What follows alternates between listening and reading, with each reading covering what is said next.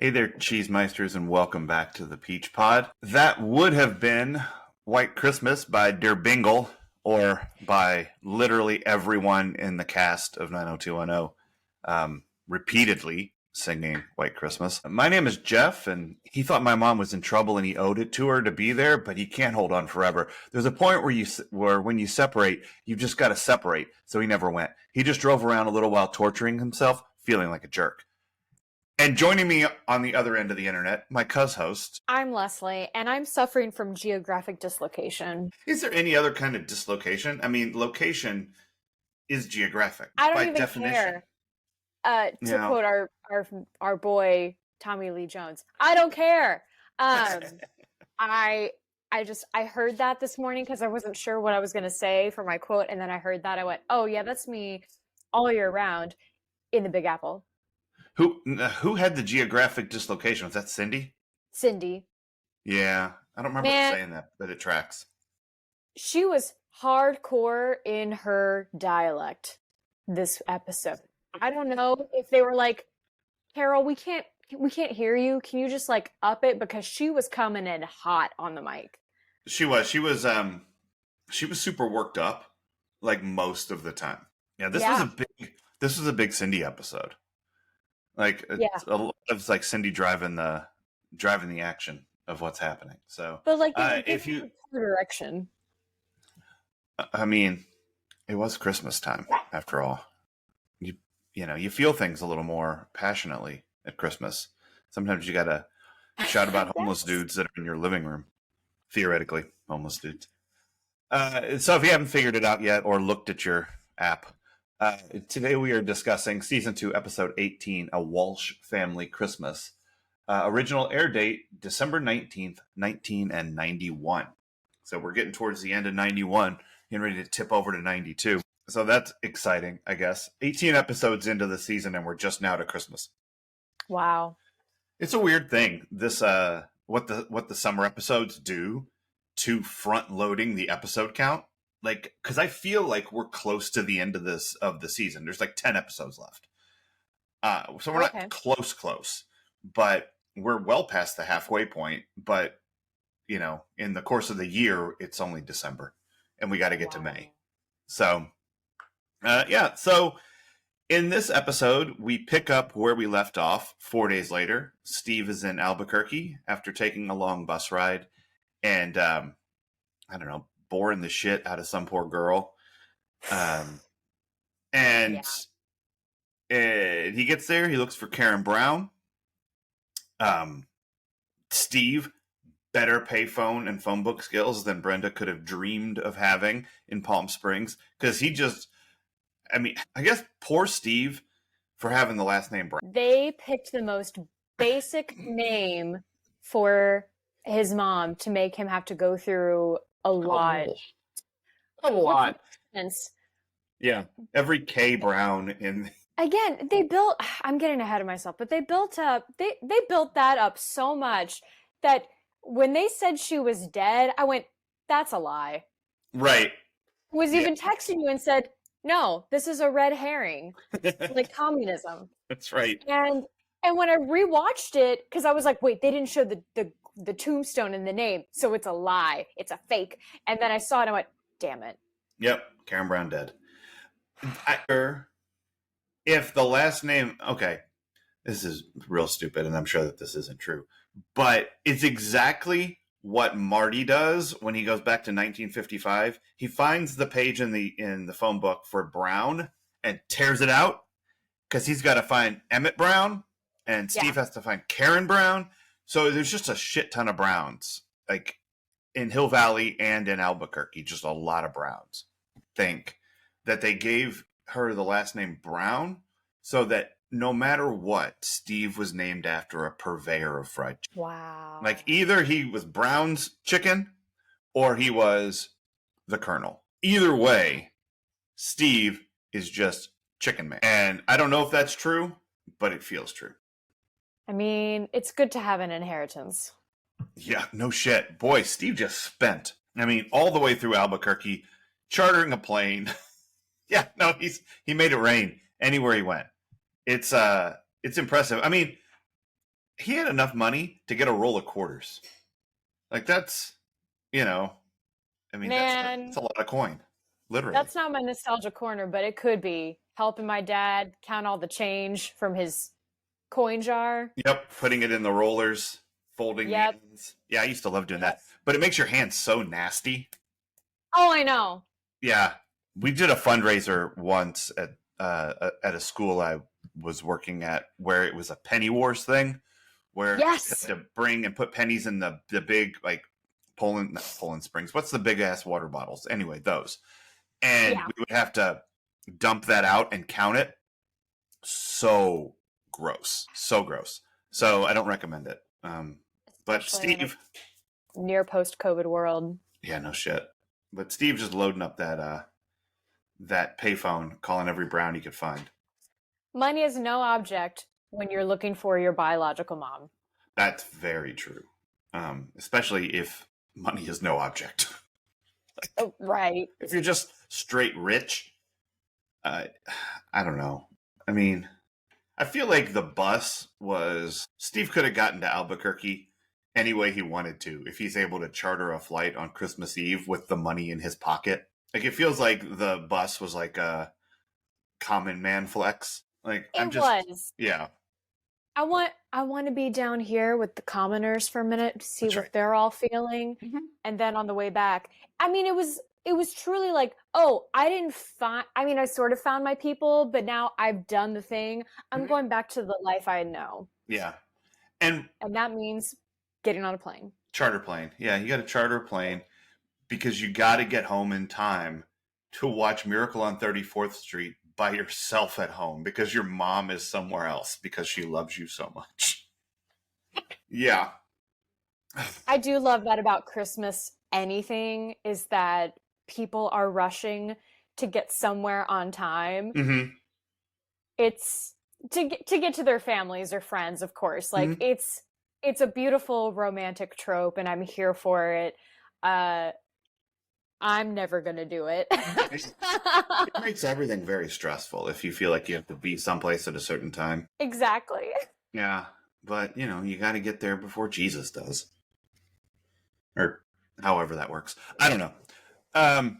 So what else happens in this episode is a series of contrivances to bring everyone together at Casa Walsh for Christmas, which is what Cindy wanted, the big family gathering. Brenda gets a job for the first fucking time ever. Yeah. So that's awesome since we've been bitching about Brenda having seemingly no interest in working for anyone at any point. Yeah. And she gets a job at a fancy boutique on Rodeo. One assumes it looks like Rodeo. And meets Santa and Deirdre, her manager. That's such a confusing name. What's that? That's always been a confusing name for me. Just, Anyway, it's not important. It reminds me of in Swingers. Have you seen Swingers? Have we talked about Swingers? Okay. Yeah, there's a scene where Vince Vaughn is talking to this girl at a party, and she's like, it's in LA, and everyone's an actor or aspiring actor. And she's like, and that's when everyone said to me, Deirdre, you are so dramatic. You should be an actress. And so Deirdre in this episode, kind of a piece of shit, but she's Brenda's manager. Yeah. And Brenda meets Santa and shouts at cops and brings Santa home. You can't just bring a stranger off the street to dinner. Why not? Oh my God. So great. And also very Brenda. Like it's like she had sex and she went, no one can parent me anymore. I'm an adult. Right. I'm a fucking grown up. I'm going to bring strange men home. Yeah. She was like, they won't like it. You know what? No, they'll learn to like it. That's right. It's going to be fine. Cindy likes feeding people. She likes her silver more. She likes what? She likes her silver more. Well, here's the thing about that. You have to at the end of the big family dinner, you have to go through the garbage can looking for your silver. You have to. It seems ridiculous. But almost every time there's at least one fork in the garbage. Oh. This happened last year at Christmas or Thanksgiving, like we were putting stuff away, and my mom's like, okay, she counts her silver every time, and she's like, we're missing a fork, and she's like, okay, I got to go through the garbage. 5 minutes later, it's in the garbage. There's no fail. If you have silver, one piece of it is going to end up in the trash at the end of the dinner because some 8-year-old wasn't paying attention. You know, it just Wow. feels ridiculous. But ask anybody with silver who's ever used it. There's a piece in the trash, and you have to look. Otherwise, it's gone. I don't think we ever had that problem. I bet you did, and you just didn't know. I'm going to ask my mom. I bet she's gone through the trash looking for the silver because there was a miscount. Oh, we're missing the butter knife. Where's the butter knife? All right, get the trash out. So, yeah, no, I don't know if it's a universal mom thing, but it's certainly a Midwest mom thing. And Cindy was all up in her Midwest this episode. Yes, she was. Really wanting it to be cold, not 90 degrees at Christmas. She was back to sort of season 1 Cindy. Living in California. She didn't have Anna to talk to. But the holidays will do that. I mean, Christmas is the worst time of year to take a hit off of nostalgia. Because especially the older you get and you realize more and more that the feeling you've been chasing is impossible because you're an adult. Right. Yeah. What you're chasing is to feel like you're 7. But that's getting that American Girl doll again. Oh, yeah. I love my American Girl doll.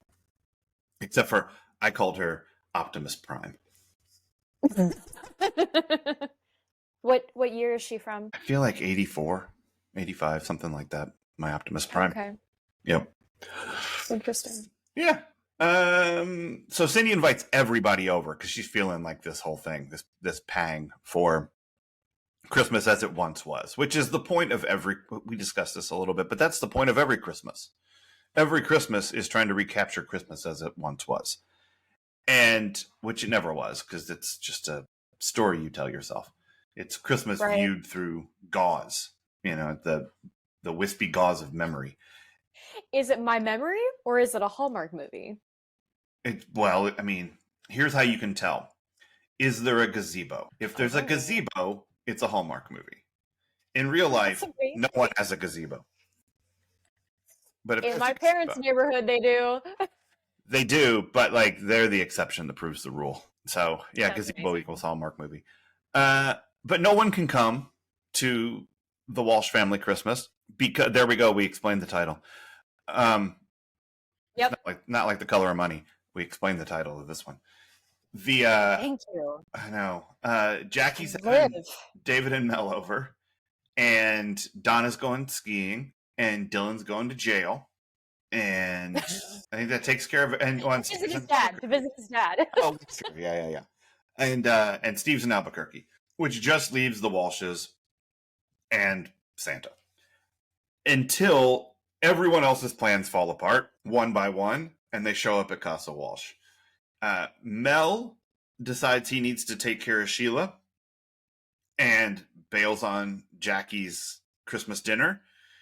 And there's no snow in Mammoth or wherever Donna said she went to go skiing. And so she comes back.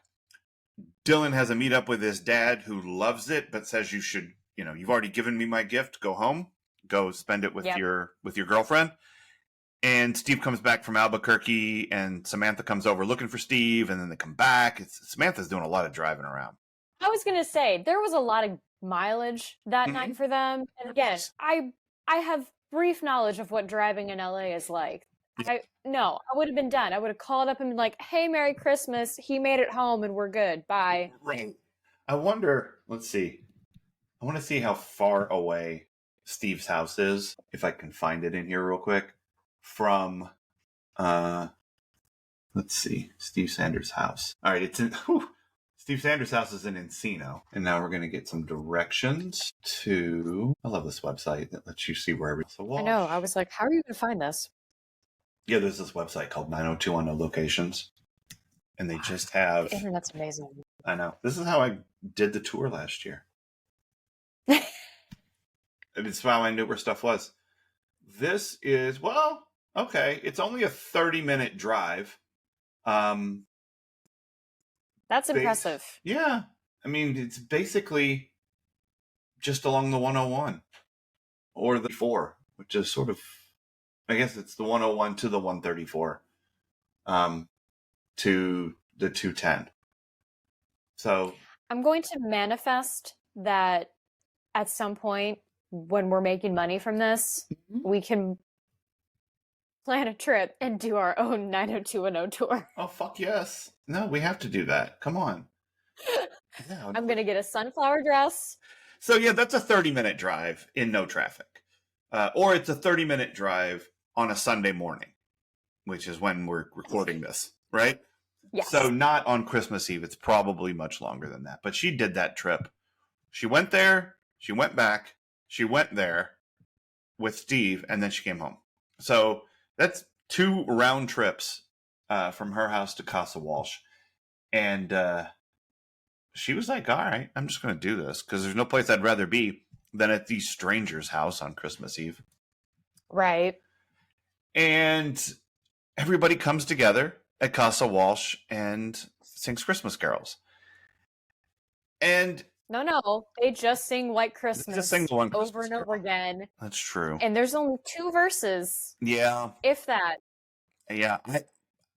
I think it would have been better had they done choreography. You know, I would have been down for it. I mean, I think we've got some better movers than singers in this cast. It's possible. I mean, you are wearing the black sweatshirt. You're ready for the choreography scene. Always. You're totally dressed for the role. My hair's in the slicked back pony. That's right. You're ready. I'm ready for Danny Kaye to adjust my arm location. Well, Danny Kaye's good for that. So let's talk about Dylan first and going to prison. Wait a minute. Remind me of your Dylan connection. I'm totally blanking. Oh, fuck yes, he's Charlie Brown. Yes, I was thinking I was already jumping forward to prison. But yes, no, you're 100% right. Dylan is Charlie Brown. He is the only one. Doesn't anyone know what Christmas is really about? What is the spirit, Brenda? People are fighting each other out on the streets and yelling. Yeah, they're trying to buy presents with money they don't have. And for what? I love it. He is Dylan. I'm not sure how Charlie Brown he is. He's totally Charles M. Schultz, who just fucking hated the commercialism of Christmas. Dylan doesn't want to know what the spirit is or if it is still there, whereas Charlie Brown does. Yeah, Charlie Brown is seeking. Dylan is just grousing. And I mean, they're all seeking the true meaning of Christmas. You know, is it homeless Santa? Is that the meaning of Christmas? Is it presents from homeless Santa? Is that the meaning of Christmas? Is it Sheila? Like maybe Sheila is the meaning of Christmas. It's very hard to tell. But Dylan has his finger on it. He knows, and so does Cindy. Cindy knows that it's all about the family coming together. Family and friends coming together to eat a shit ton of food. My grandma made you a brisket. An entire brisket, which takes a while to make a whole ass brisket. And Andrea, who I maybe took the bus. Like, I don't know how Andrea got there. We haven't seen her ever own a car.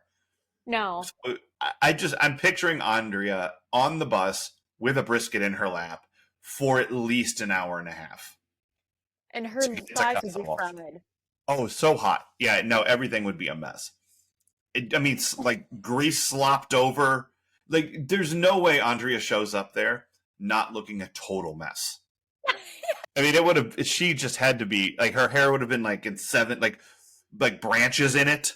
And, like, you know, birds poking at her head from all of the hardship of this travel. That bus ride, much less pleasant than Steve's to Albuquerque. 100%. Yes. Yeah, there's no way that wasn't just bump, bump, bump, bump, bump, bump, bump, and just juice spilling out. Yeah, juice everywhere. I mean, that bus driver, he probably had to end the route and just hose that thing down from all the meat juice that was just pooled up on the floor. The brisket would last 8 nights. So, like, why? Why are you wasting it on the Walshes? They've got plenty of food. They do, but a good brisket, I mean, you can't go wrong. Send her there with some latkes. They don't know how to make that. That's true. Cindy could make a brisket, I bet. Yeah. Yeah, she could figure out how to slow cook that meat for show. That's a standard Midwestern meat. Yeah. Speaking of cooking, and we're gonna have to come back to Dylan because speaking of cooking, Jackie tries to cook, and Kelly tries to beat some eggs into a meringue. And I don't know how much you were feeling the double entendre of that, but the second viewing, yes. I totally was. Yeah, Kelly just sitting there beating this thing, and it's not getting hard. It's not getting hard. Oh, look, it's finally stiff. Yeah, trust me, it will. Just keep beating it. Oh, my God. Yeah, and then she beats it, and it gets hard, and Jackie's like, see, I told you. Just keep beating it, Kel. It'll get hard, and it'll get white foamy stuff, too. It's great. It's what you're looking for. Oh, my God. The whole thing was gross. But I did love how surprised... I did like how surprised Kelly was at how meringue works. Like, she's like, oh, it worked! Holy shit! Yeah. Yeah, wasted meringue, I suppose. Unless it was part of the dish that came over to Cindy's house. By the way, whatever that was that they brought in the door, it looked like a big bowl of the brisket runoff. It was just a big black bowl of liquid. I thought it was like chocolate mousse. Probably, but it looked like a big sloshy bowl of gross. No. Oh, yeah, I don't know. I mean, I hope they enjoyed it. Everyone seemed to enjoy the food. But, yeah. You gotta watch out with prop food.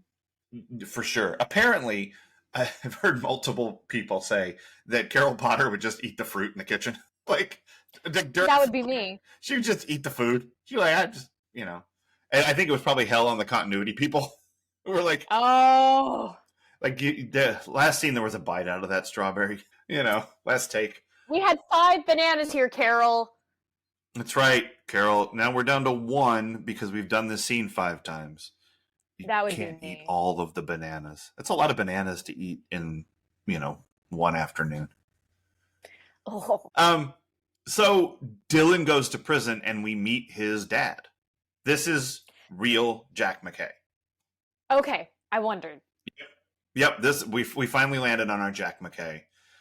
And what are your thoughts on Jack McKay, who kind of looks like Dylan now? I don't feel like I got the best read on him. It's strange because we're told he's this terrible guy. Right. And then we get a weird flashback where he's like, I'll never let you down, son. I'll never put you down. I know I looked... But I'll never put you down. It's the gauzy, wispy haze of memory that Dylan just thinks his dad looks like a different person. Dylan missed the vine where the dad said, rule number 1, never trust anyone. He's interesting. It seems like they're going to actually try to build a reconciliation between them. Yeah. So I'm curious about that. Again, it's clearly been something that they weren't sure how they wanted to do it, and Christmas gave them the opportunity to we're going to throw in a redemptive story. Yep. They do the same thing with Joey and her father on Dawson's Creek because he's in jail. Sure. For most of it. And he's one of those very nondescript faces, and also because of the recording I watched, it was a little fuzzy, so I'm like, I think I'm seeing you, but my brain is also telling me you're this other actor, and that's not true. Yeah. So, yeah. Yeah. I don't have a concrete take on him. I like him and Dylan together.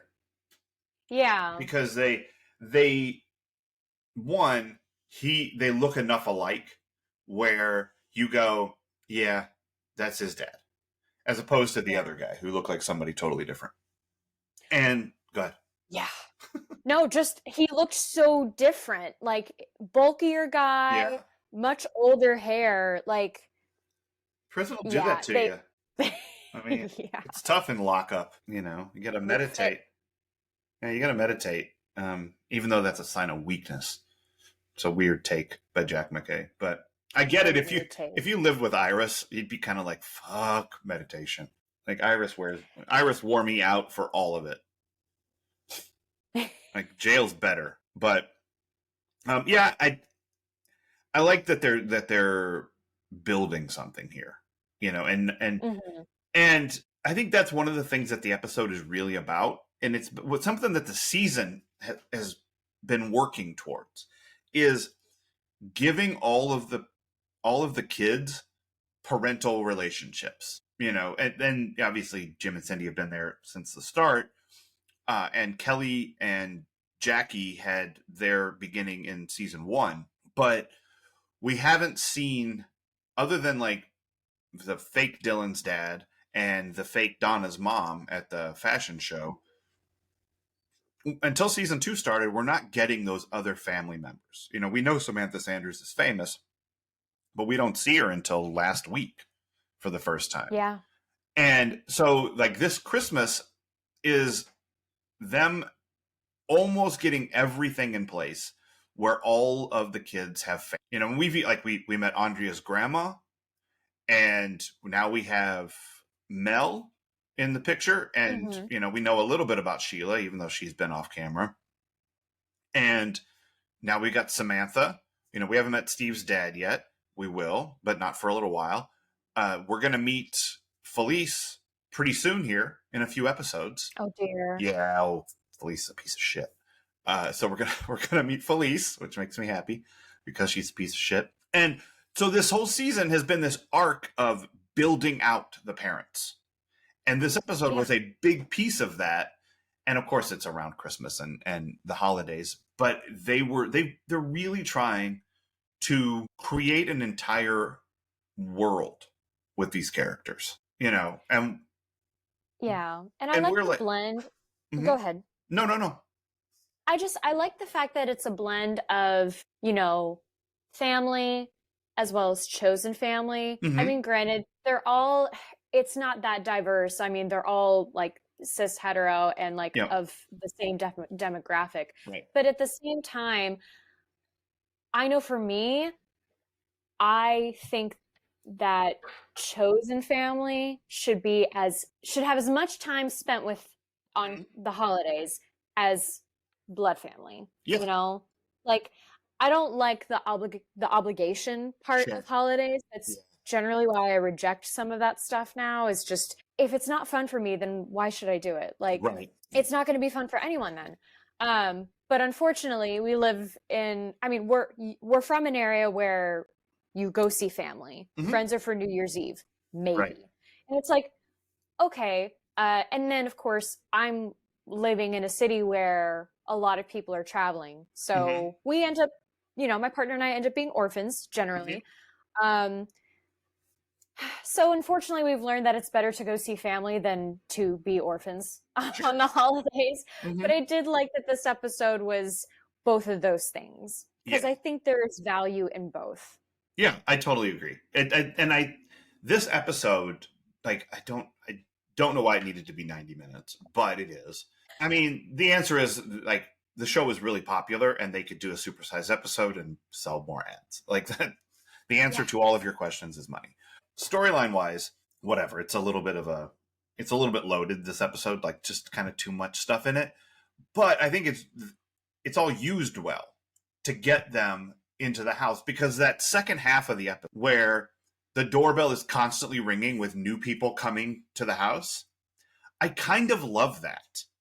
It's like it's just very homey feeling, and you know that it's what Cindy wanted. She wanted that big family event, you know, sand snowball fights. But then Brandon brings her the fake snow. Like, good job, Brandon. Yeah. And it really is just, it's the best part of Christmas, that everyone coming together and being with one another and eating all this food, and, you know, the two high school kids who just started dating, finding themselves under the mistletoe, and like, okay, we kind of have to kiss, but it's like, that's really sweet. And like, all of that stuff is great. That was my dream. Right. But that's like, it's wonderful, right? Like, that's, you know, and as someone who wore many a color block shirt when I was in high school, that David look, and I wore a lot of silk shirts too, because nothing better than wearing silk. Silk feels great. That David look was like, that was a me look, not the hair so much, but no, that felt like home to me just watching David. Aw. Yeah. So speaking of David, I really liked that part where he brings the present to Kelly. Yes. I don't want to jump to the joke. It was a sweet moment of him being like, I'm not my dad. Like, Yeah. you know? We have a That was a relationship sweet outside of the things my dad does. You know? Yeah. And I kind of personally, I liked the vibrator joke. Oh, it's great. It's so funny the way he delivers it and the way she reacts to it. She doesn't react to it like this is gross nerdy David. Like if he pulled that joke season 1 while he's holding the camera and shit, she would have been like, God, fuck off. Yeah. You know? But instead, she's like, gross. Like, you're my brother. Gross. You know? Yeah. And Don't throw that away if that is what it is. exactly. But yeah, I was a big fan of don't open that in front of your mom, it vibrates. Oh, I was not expecting that. I was like, whoa! Standards and practices was just like, it's fine. Well, I mean, Kelly was in there talking about beating it till it gets hard. So, there's a lot going on in that house vis-a-vis genitalia. Yeah. So, yeah. So I do this. The idea of the family coming together and making new traditions is at the heart of what this episode is. And that's a real thing for people, as you know, when you move to a new place, as you start to get older and you're not living with your family anymore, your parents as you grew up, and going to whatever, family traditions were going on there, whether it was like grandma's house or your uncle's and aunt's house, or like everybody getting together, however that works, if it's Christmas Eve, if it's Christmas Day. When you leave that, you have to build your own. And that's what Cindy wants to do. And everyone else is starting something new, tradition-wise. Like whether they want it to be a tradition or not. Like Dylan doesn't want to go to prison every year for Christmas. But this is a different way for him to spend the holiday, right? Like he's trying to find the way that Christmas works. And I feel like going skiing is something Donna's family probably does with some regularity. So they don't have to spend time together. Maybe, yeah. And then, Andrea never got to celebrate anything. She is... I know! Which is like, you haven't seen the OC, I know that, right? I have not. I wasn't allowed to. Yeah, the OC is pretty solid. I'm looking it up so that I get... Do we have Jewish characters in that? We do, and what we have, even better than Jewish characters, is that Seth Cohen, who is from a mixed faith household, Jewish dad, Christian mom, celebrates both. He celebrates Chrismukkah. Nice. And that is what Andrea should have been doing. She should have been having Chrismukkah. And that's what you really want. You want the best of both worlds, not the least of both worlds. Yeah. And I mean, I doubt they're going to give us more Andrea practicing her faith or exploring those traditions because it's the 90s and it's a teen drama. But I can hope. Mm-hmm. Well, write this down as a thing that Leslie has predicted that may or may not happen. Oh, I don't need to write it down. I'll remember. No, you won't. Not for 7 seasons or whatever. So it does in 7 seasons. No, I made that number up. I'm just saying. This is a long show. And the idea that we're going to remember... Look, I don't remember anything I say ever. So, like, maybe you're better at that than I am. But this is a thing that you think will or will not happen. So, we want to mark it down. Because it was Faith's idea, and this is about Faith. So, bringing it together. Yeah, that's what I did just now. What else is this episode really about for you? Oh, man. It's about how your presence is the present. It really is.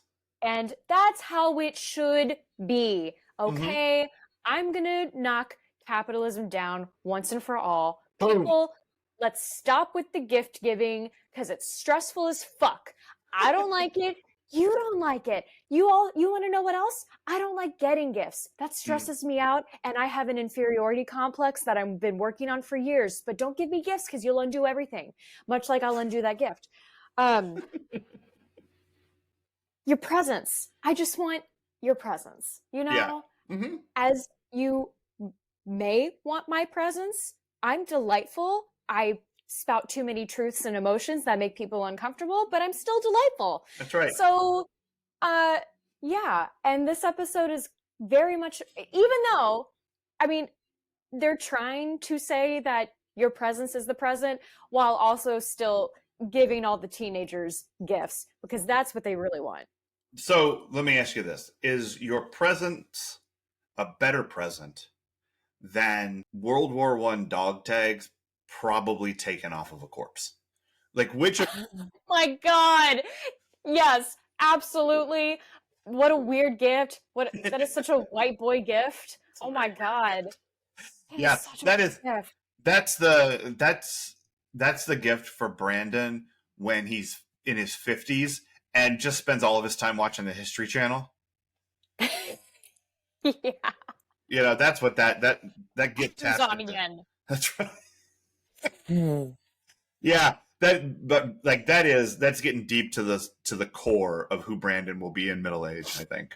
Oh God! Remember that Santa Brennan brought home who gave me the World War I dog tags? Well, here they are. They're framed above the mantle. They're still warm. But yeah, it's about being with people. Cindy is happiest when people keep showing up. Mm-hmm. Steve's mom is happiest when Steve is home, is there. Yeah. And vice versa. And Brenda is thrilled when Dylan shows up. Mm-hmm. Like, yeah, everyone is just happy to have each other there. Yeah. Which begs the question. My niece and nephews wanting label shit for gifts. Nope, you get me. Here's a hug, assholes. You get me. You get the lessons I'm trying to teach you that you're not ready to hear. That's right. I'm sorry I interrupted. No, it's okay. I kind of forgot what I was saying, but that's all right. Dang it. I know. It's tough out here. Oh, you know what it is? We haven't spent any time in Albuquerque. We haven't talked about Steve's journey. And other than him like knowing how to use a phone book and having a lot of money and because I didn't care a whole for fucking roll of quarters. Yeah, is there what would have made you care about it if she was alive? I think if she was alive, I mean, here's the thing. I never thought this was going to be solved in one episode. Right. So the fact, like, when it started and it showed the sign for New Mexico, I was like, you're doing this now? Right. Oh, for Christmas, of course. Oh, shit. They're going to solve all of this right now instead of giving the writers job security and thinking, I can stretch this out for weeks. Right. Yeah, that would have been more interesting, I think. But you also, I think what you want, at least if you're the writers, if the story you're trying to tell is Steve understands that his adopted mom is his mom. And that's the arc he needed to go on. And he needed to go to Albuquerque on a bus and fly back on a private jet to, I mean, whatever, not jet, but like a, charter plane. He had to go on that journey and learn that lesson coming back. It's probably the easiest way to do it by having her be dead. Like, that's the simplest way. Because the other way is he meets her and it is an unsatisfying experience for some reason. Either she's fucking horrible and doesn't want anything to do with him and is just mean and like breaks his heart and sends him home, or he never gets to see her because she refuses. Like, I gave you up for a reason, fuck all the way off. Like, that's awful. Like, that's not the vibe that they're seeking for Christmas. So the best way to do it, to get him to see that what he had all along was what he really needed, was she's been dead since 1982, guy. Like, if you'd stayed here, you would have been an orphan when you were 5. or He's 8. Dorothy. Right. Yeah. And he gets in a plane to go over that rainbow. Right back No to cool shoes, but fine. No, it would be. I'd like to see Steve in some ruby slippers. Me too. That would be all right with me. He doesn't deserve them. No. So, what I was going to ask you though is, in season 1, there was this I don't understand why they're friends thing. Yeah. Where you just didn't see it. I feel like we see it. I feel like we have this is why they're the gang. Because when they're all together, even with their parents who just met each other, some of them, this feels like a group, a collective, people who are connected to one another, and people who, when shit goes funky, all come together. Yeah. Nothing went horribly bad. Like there was a little bit of Mel Jackie, stuff, not even a miscommunication, just Mel having to process some shit. But they come together at Casa Walsh. There's no snow on a goddamn mountain, so here comes Donna. Like, oh, I'm not spending my birthday at home with you, Mom and Dad. I'm going to go over here. It's much more pleasant. And, your wife dies last year, so you become Santa and go to Casa Walsh. Like, Samantha can't find her child. She goes to Casa Walsh. When she does find her child, she goes back to Casa Walsh. Like, everyone comes here when they come to each other. And the here happens to be, the Walsh house. The Walsh house is the inn. Right. Yeah. And guess who else shows up? The greatest guy in the world, Nat Pasiccio. Like, this episode is kind of about how Nat is the best. Yes, he is. Like, Nat's just like low-key giving out free meals on Christmas, not even bringing it up. I just saying, it's starting earlier this year. Give the guy the special, no substitutions. Like Nat's just taking care of folks.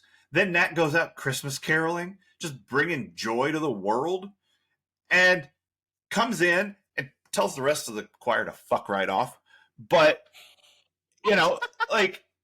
Nat is awesome. Like, 10 out of 10, Nat, no notes. You're great. Yeah. I think he's the only person with 100% approval rating on this show at this point. He's the only good adult. He's the only good person. I mean, all the kids are shitheads too. But Nat's just taking care of it. Yeah, but, there's only so long we're going to be able to make that excuse. I mean, this show goes 10 years. They're not going to be kids forever. Well, yes, that's true. Yeah. And I'm just going to say, it's not like when they become adults, they magically become, like, less objectionable. If they did, the show would be over. I no longer have to forgive them. I feel like I have to give them some leeway, for being kids. Sure. Like they're like I have to still get my niece a birthday gift, even though I found out she thinks books are pointless. So, don't tell Laura. I'm hurt, but then my mom said, well, you think math is pointless, so how do you think that makes me feel? And I went, you know what, you're right. Yeah. That just doesn't add up. Whoa! Math joke. What's that? I know that joke was derivative. Double math joke! Face in palm. Upset that I did that. That's the correct response. I can't. I know. All right. Let's go over here to the Tortured Poets department. Oh, well, there you go. That album is about somebody, apparently.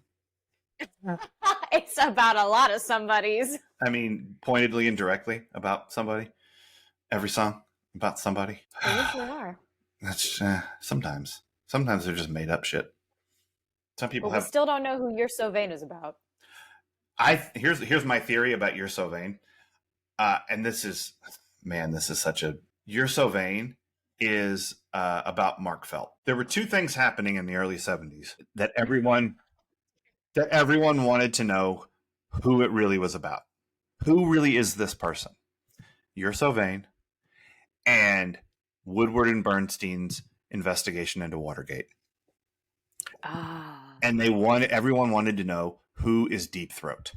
Who is their informant? Who's their source? Who's You're So Vain about?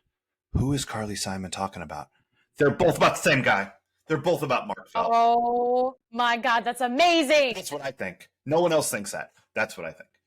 Because I want that to be true so bad that like Woodward and Bernstein were talking to Mark Felt and keeping his identity secret. And at the same time, Carly Simon was like, this guy with the apricot going on, his scarf, His hat strategically dipped. Yeah, I mean, he is he's Mark Felt and I don't like him, but I'm not going to tell anybody that Mark Felt is super vain because not telling them his name robs him of the vanity. So that's what I think. I think Deep Throat and You're So Vain, same guy. That's amazing. Yep. Welcome to Jeff's weird ass conspiracy corner. Fantastic. So how do we move on from there? I mean, I think we go to nostalgia corner. Oh man, how do we even narrow it down? It's a Christmas episode. It's all nostalgia in this episode. What feels right to you? I mean, my favorite thing, just because again, this is are they going to do Christmas episodes again? Yeah, they do Christmas episodes each year. They hit the holidays. Okay, I think for our first one, it's worth bringing up the fact that, it's funny. I don't know how many Christmas Eves you and I actually spent together at Grandma and Pop's because, like you said, you all would leave before The Pigs in a Blanket came out. Because we had to and of course, since we lived right around, go to the other side of the family. Yeah. Yeah, and my dad would record like David Silver every Christmas Eve. Yeah. And at one point in my childhood, I became obsessed with watching those because, we're obsessed with ourselves. This is not new. But I only remember you and Michael in like one of the videos. That's funny. And I know it's when I'm teeny tiny.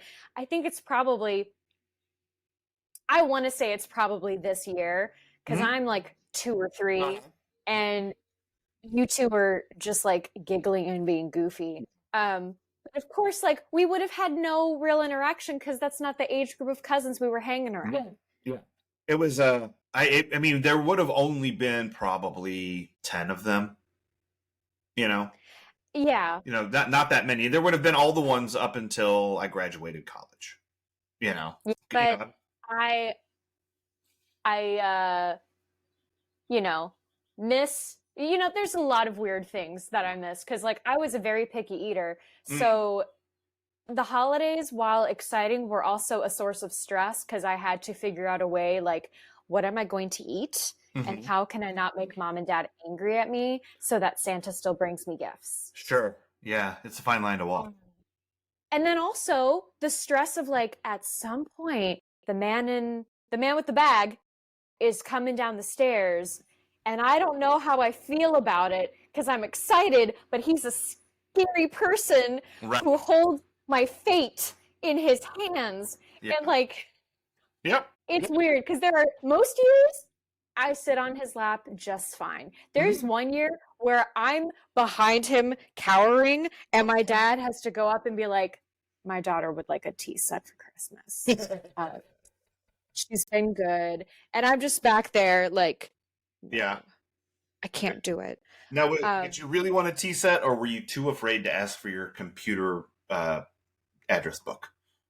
I always wanted a tea set. That or something Sleeping Beauty. Because Sleeping Beauty spent most of her time in the vault when I was growing up. Yeah, the Disney Vault. So when that came out on VHS, boy howdy. Yeah. You gotta get the Sleeping Beauty action if you can get it. Best mom's birthday ever. Make it about me. Anyway, so yeah, I miss Christmas Eve at our grandparents' in that lovely wood-paneled basement. Yep. Family and crazy uncle shenanigans. That's what I miss too. That Christmas Eve at Grandma's was great. It always felt to me like Christmas when Grandma's house got decorated. When she put the thing on the door handle that had all of our names on it, all the grandkids' names on little stockings, and that she just kept having to add to them because people wouldn't quit procreating. And then like that, at some point she just gave up because it was just too like when when our older cousins, and I'm like fourth oldest. So when Christy and Bobby started having kids, like now we had to have like great grandkids on there. And I think after like the first couple of those kids, I think she was like, I can't. It's too many. You're not gonna be able to open the door. Yeah. Like it's just too fucking heavy. So yeah, I love that. And here's the thing I love, and I don't think I've ever said this to you, how funny I think this is, but I'm wondering how it landed for you growing up. So, going down the stairs to the basement, there was all the family pictures, like everybody's high school photo, like senior picture was up there framed and shit. And there were a couple family pictures. And there was one at Christmas where your dad is there with a girlfriend who's not your mom. And this woman who I've never met, and my mom's like, yeah, that was so-and-so. Mike dated her for a while. And, but she lived in our family photograph wall forever. And I don't know this photo. Really? I don't know this photo. Yes, it's before I was born. I think maybe Must have been Betty. Maybe Christy was born. So Pat was little. And Christy might have been in it. Maybe. Because they're pretty close in age. Weird. Yeah. And there was just this woman who's not Marilyn in the picture. And so I just you have to find out who this lady is, because it amused the shit out of me. Like, I was like, that's gotta feel weird for Marilyn at some point. I've been around for 30 years, guys. And my mom is so oddly chill. Yeah. And not that she would feel like they like her better, but like, dear Lord, I've been here for a long time. Can we get one with me in it? Like, why do we have to keep the one from 1974 up? Maybe that's why they never put mine and Ashley's photos on the fridge. I don't know. They were like, we could have had this woman's kids. That's so funny. I don't remember that photograph. I feel like the photos that only stuck out to me ever were like the ones I knew I could feel, I could tell who the people were. Yeah, sure. Anything else just went right over my head. I was so blissfully unaware as a kid, and especially at Grandma and Pop's house, it was just like, okay, are we going to watch Mrs. Doubtfire? No. Where are the toys? Right. Oh, wait. Melanie and Taylor are here. Cool. We're going to play The Floor is Lava. Okay. I don't know that any of the adults ever knew we were playing that, and thank God we never broke anything or messed anything up, because that would have been interesting. Yeah. I liked playing in I think it was my dad and I'm sure many other of the boys' rooms in the basement with the trunk and typewriter. Yeah, that was fun. Yep. Yeah, that basement was fun. I missed that. Yeah, house. It was a good basement. Cookies and we were the other day. We just needed something to drink, and we stopped in a Burger King because it was right across the street from where we were, and just got like fountain drinks. And we, they've got the big magic fountain drink machine now where you can like, you press all the buttons and shit. And Liam's like, "Have you ever had a High C?" And I'm like, "I grew up on High C. Like High C was at Grandma's house." In the can that you had to use the can opener to pop 2 holes in it so that the air would flow through. That's how I learned about that. It was the big High C can. So we always had orange High C with grandma cookies. And so I got like a little bit of orange High C, and I was like, yeah, this tastes the same. It's just the same as what I had then. I love grandma cookies. However, my real thing that I got excited for was whenever she had yellow cake and chocolate icing. Her yellow cake and chocolate icing is my favorite cake. Oh, yeah. That's my favorite cake. Yeah. My favorite cake is that yellow cake and chocolate icing. The best cookies ever were those cookies. And her chocolate pie. Oh, I never had the chocolate. Oh, the chocolate pie was so good. She didn't make it as much, but yum, chocolate pie. Okay. Who is your Steve Sanders Memorial worst person of the episode? Hard segue from the angry customer going off about things that are beyond Brenda's control. Listen, lady, this is where we get into angry nostalgia corner and also worst person. If you, listener, ever yell at someone on Christmas Mm-hmm. or at whatever you celebrate. Just don't. Right.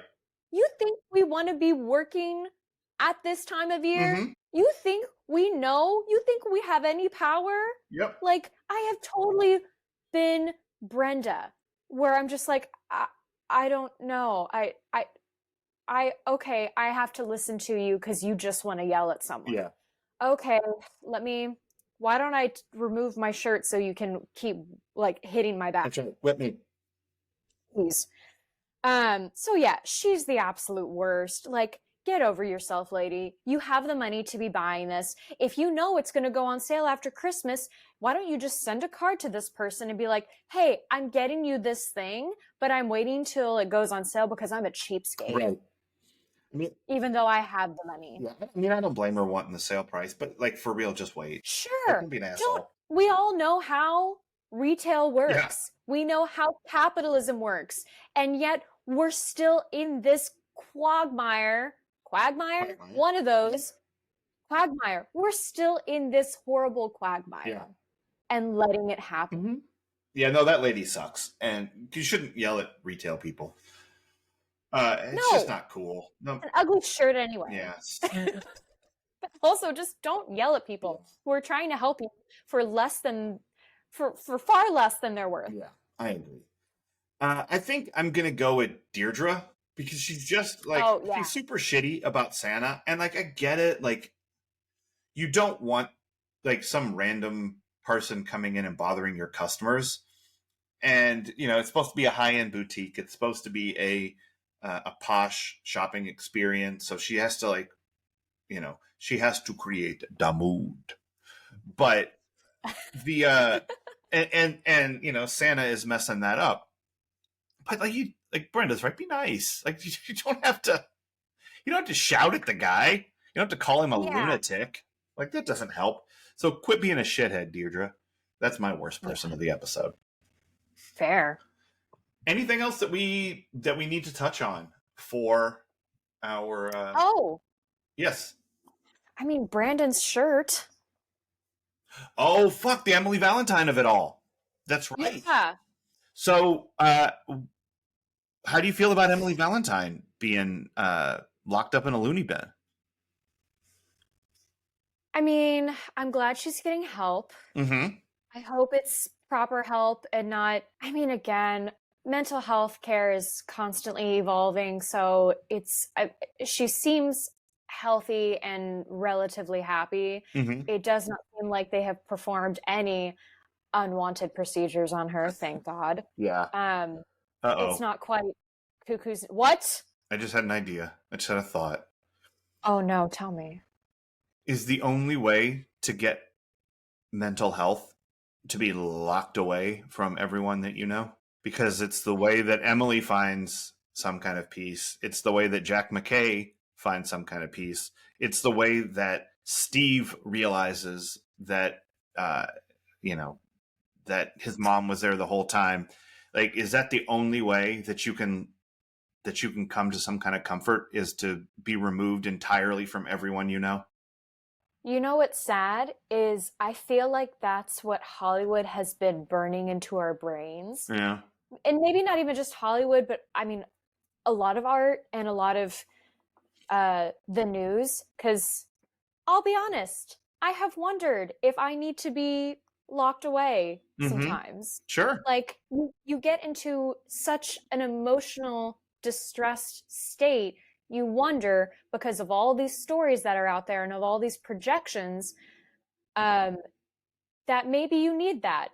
And then you realize, thankfully, like, oh, if I did that, I'm giving up all of my, like, consent, you know? Someone hurt me, and I might be in an even more dangerous situation. Right.